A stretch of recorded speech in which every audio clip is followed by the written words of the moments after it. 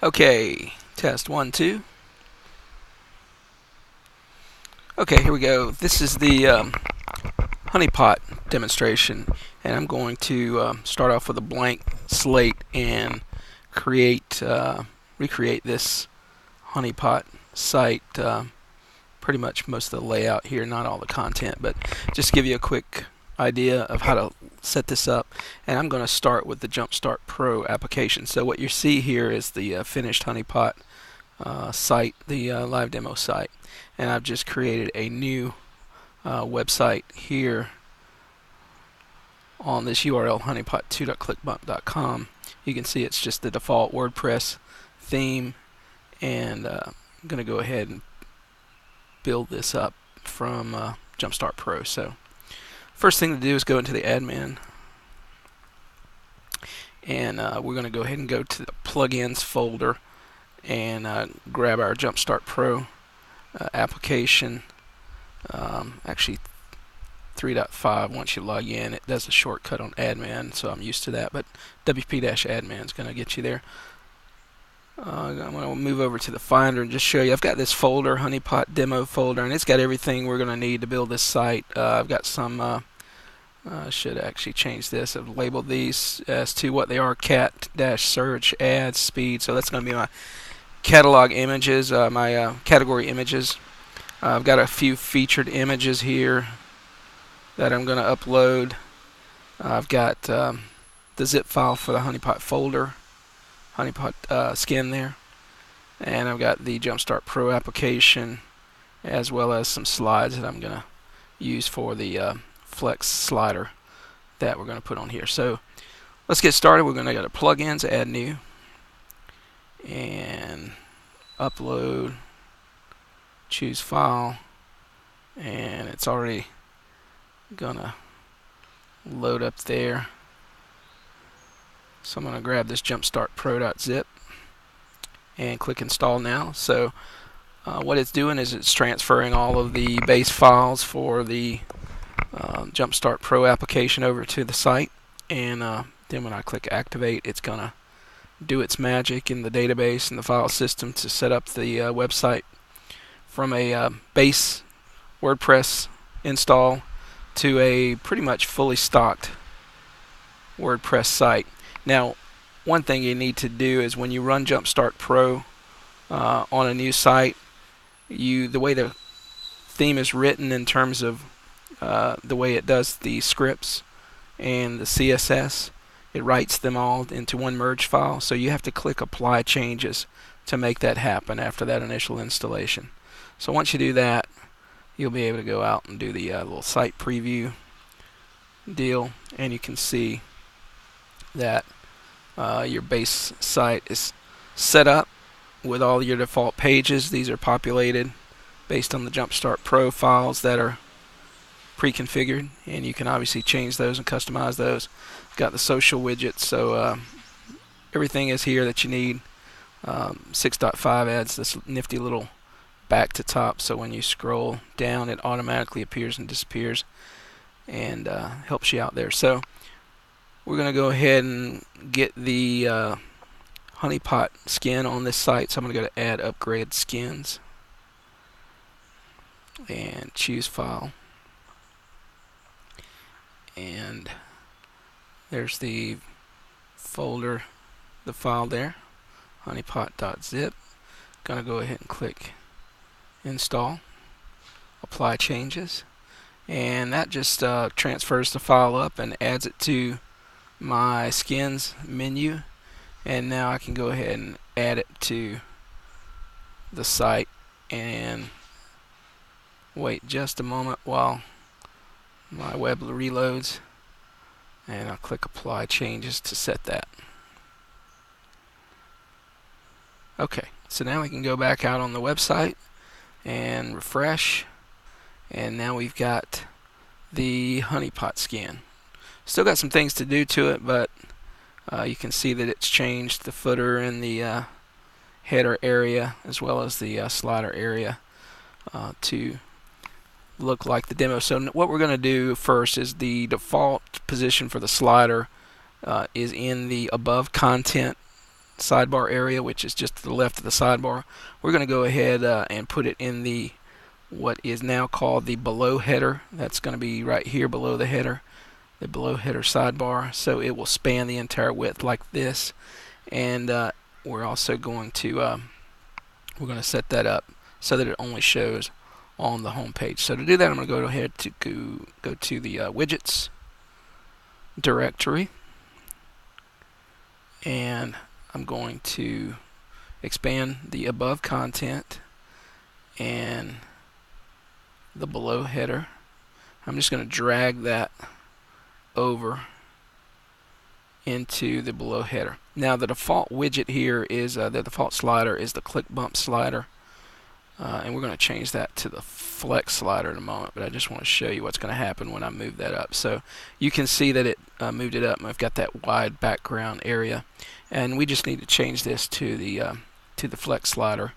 So to do that, we're going to go back to the theme options, go into the ClickBump slider setup, and I'm going to go ahead and choose flex slider, and I'm going to undo these borders so I have a nice full bleed effect. Going to click apply changes. Actually, I want to go ahead and click fade. I want the default action on those slides is slide left to right, and I'm going to make this a fade effect and click apply. Okay, and I'm still not done, because since we changed from ClickBump slider, which is default, to flex slider, we actually need to go into the widgets section and drag that slider over into the below header area. You see the slider's no longer there because we changed it. So it's actually down in the well, actually, if we were to go back and switch back to the ClickBump slider, it would show up back in here with its settings intact. So I'm going to grab the flex slider and pull that over, and I'm going to leave it at the defaults because I've already got slide 1, 2, and 3 PNGs ready to go, and got some shortcut here. If you want to add captions, you can just grab that and push that up into the list elements. But I'm going to make this show on home. Click save and go back and refresh the page, and once it loads up, you can see that the slider shows up there. Now this particular graphic here is, I believe I made it too small, so we'll have to update that, but you can see that it's cycling through with the other two. So I'll go through, and to update that graphic, I'm going to go to the media section, library. Something unique and kind of different about WordPress is that it doesn't, if I were to upload a new image called slide1.png, it wouldn't replace this image. It would just create a copy of it, and I would still see that image on the site. So to get around that, I need to delete that image permanently. And now it's gone, so I can go and click add new, and I'm going to go ahead and add that file from my folder. That's going to be slide1.png, and I'll go back on the website and just refresh that to verify that that image. Okay, now I've got a nice full-size image, and you can see just out of the box, I'm going to reduce this down to simulate mobile display, and you can see that the slider changes and the header and everything reformats to a mobile display, a mobile-friendly display there.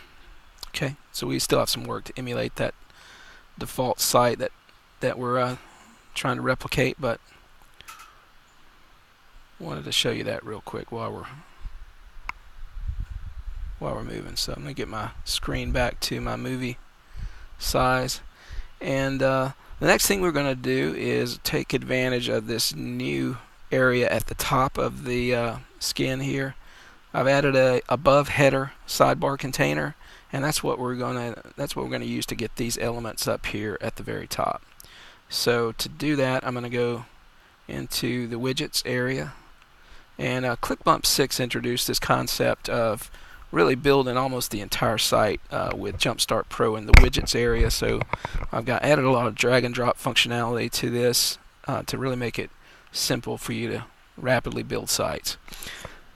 So I'm going to look at the above header area here. I'm just going to grab a text box 1 widget, and I've already got this skin configured so that the text box 1 widget will lay out like you saw that piece of text up there at the top left. So I'm going to say this is the header text, and I could create a email link here or a phone number, whatever you want to put here, you can put it there. So just to give you an example, so I want this to show everywhere, so I'm just going to click save. I won't select any of these. So hide on with no selections is the same as show on with everything, so it's just a shortcut, so I always use that. So go ahead and click save on that. And I also want to grab the social widget, so grab it here, social. I'm going to put that below the text box I just created, and it's ready to go. Obviously you'll want to go in here and you'll want to customize this for your particular landing pages, so I would go in here and edit this for my individual pages, etc. So you keep doing that, and to get that new flat UI look, make sure that the word flat is here in the UL class, just social space flat. Previously we had large for large icons. The default is small, so if it's just social it'll default to small, or you could put small to get smaller 3D icons. So this is the flat icon look, so I'm going to say flat and just click save. And now I'm going to go back on the site and refresh that, and you can see I've got that nice header area, and the widgets are already configured there for me. So the next thing I want to do is I want to go over here and to this recent post area on the website. Let's see, actually we don't have a recent post, but we do have this latest articles from the blog here. So to set that up, and I'll come back to these are category post here. I'll come back to those and show you how to do those. So to get this latest articles from the blog is pretty simple to set up there. You can see that currently the home page just has the sticky post. So to add a quick blog listing, I'm going to go to ClickBump blog, and I'm going to go ahead and set it to show the home blog, and I want it to show 3 posts on the home blog. If I don't put that anything in there, it's going to default to the setting you have it settings reading. Blog post shows at most X post. If you click on settings reading, you'll see that menu, and that's sort of the global listing for the number of blog posts. So go ahead and click apply changes there, and once that is done, go back to the site and refresh. I'm sitting out on my deck at my home here in Birmingham, so if you hear birds chirping, or they're actually doing a repavement on our road out front, so that's what noise you hear. And also there's a little bit of latency on the internet connection because my cable box is all the way on the corner of the house in our media closet in my son's bedroom, so you may see some slowness out here, but it's a beautiful day and I wanted to be outside to do this. So you can see that I've got the latest article listing here, which is a listing of my blog post, and you can obviously customize the length of these summaries and whether or not to show a date, whether or not to show a byline. If any of these are review posts, it'll show the 5 stars like you can see. I think I've got one of these here. I've got a 3.5 star rating here on this one, just to give you an idea. And you can see this one has the thumbnail images. I haven't uploaded any thumbnail images for these articles, but I can do that really quickly to show you how simple that is. So I go to post, all post, and I'm going to go ahead and click one of these, and over here on the right I'm just going to collapse these elements here. I'm going to drag my featured image up, and I'm going to say set featured image, and I'm going to go ahead, and while I'm here I'm going to go ahead and grab all of those featured images and pull those up into the media library. Okay, there they are. So on this first one, I'll just choose this YouTube image, and now that it's there, I'll go back to the post listing, and you don't even have to click update on post. Featured image are automatically attached to the image as soon as they're uploaded, so you don't really have to click update or wait on that. And so for this one, I'll do the next image there, which is the Speed Racer graphic, and now it's set. And I'll go ahead and go to this next post set featured image, and I'll do this little ClickBump box. And now that all those are set, I'll go back to the site and refresh, and I should see nice little icons next to each of those. So you see that's pretty simple to do. And so now we need to get a listing of our categories just below this slider. So to do that, I need to create some categories first. So I'm going to go to Categories and Add New. I'm going to say, just call this Category 1 and Create, and Category 2, Create, and Category 3 and Create.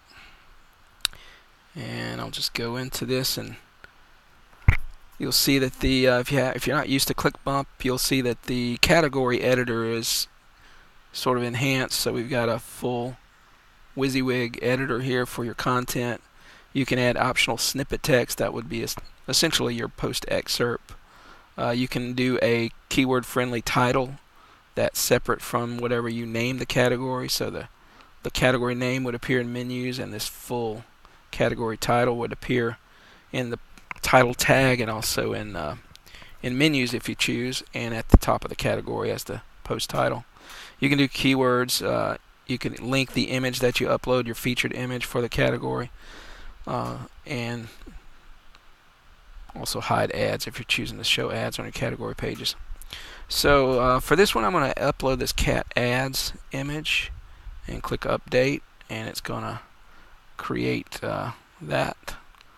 And so that's that little money bag image, and you can see that it created 3 versions of the image: small, medium, and large.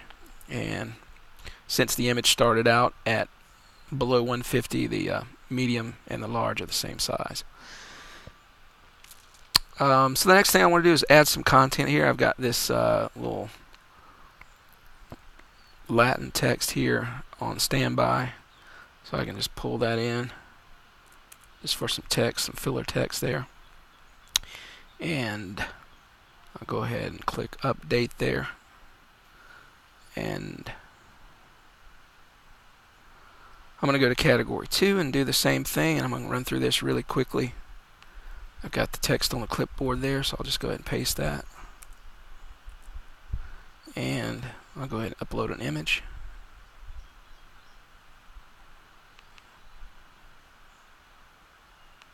And click update. And so now we've got that image showing up there, and now we've got category 3. We'll go ahead and populate that.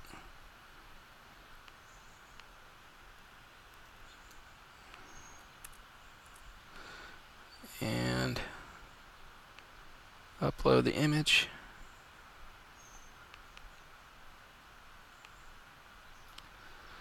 Okay, so now we've got all the 3 categories we need to show this menu under the slider. And so the next thing we're going to do, now that we got the categories created, we actually have to place a widget under the slider area in order to show these categories. So again, going back to the widgets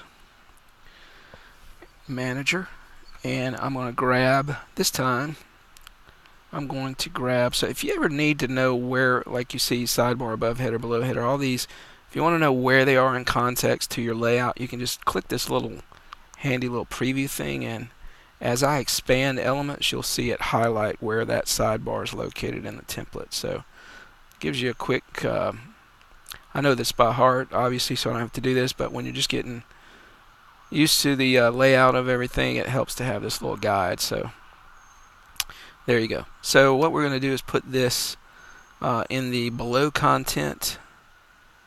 Actually, we're going to put it above content, so it'll be below the slider and above the content. So I expanded that, and I'm going to grab the ClickBump categories listing here. Alright, so if I just grab the regular default categories, it won't work. It's just going to list your categories, and it's kind of dull. But this ClickBump version of it that I created actually shows you a lot more stuff. So grab that, and on the number of categories per row, I want 3. Okay, so it's going to list all of your categories that you don't have excluded here, and it's going to list them in rows of whatever you select here from 1 to 6. So I'm going to choose 3. I want to show read more links. I want to I don't want to hide post thumbnails. I just want to leave everything else there. I don't want my blog to show in this listing, so I'm going to exclude that. And I only want this to show on the home page.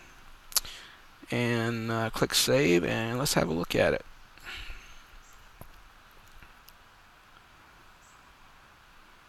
Okay, so there those categories are. And I just noticed that I did something different on, I think I did, yeah. So I had those spanning across, but in the demo I just did, and I put those in the above content. So they don't span all the way across, but that's easily fixed. I can just expand this below header area and drag those right up under the slider. And now when I refresh this, those are going to show up just below the slider all the way across. So you can see that the images, though, are those 50/50 thumbnails. Those are the smaller ones. If I want to show the larger images, I'll show you a trick here. So below the I'm going to go back into the categories widget, and I'm going to click this show more options feature, and you can see that that opens up the thumbnail display window, and I'm going to choose thumbnail and click save. And now when I refresh this, it's going to show that larger size image. So it gives me a nice fat image there to show on there. So you can see the default is 5 words here. I may want a little bit more words to fill in the space on that. So I got 2 options there. I can either fill in the what I call the excerpt for the category, which is that category snippet. I can fill in that text, and it'll show exactly that text on the as the snippet, or I can come in here and I can tell it to click that expand again, and I can tell it to show, let's say I want to show maybe 15 or maybe 20. Let's say I want to show 20, and I want to add a pipe character before the read more. Or maybe I just want it to say continue. I could make it say continue. I can just change that there. And click save, and now I'm going to refresh that, and you can see that now it says continue, and I've got more text there.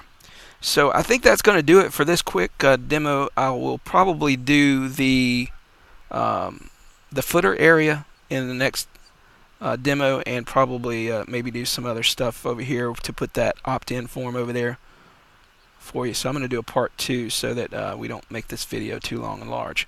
So that's it. Thanks, guys.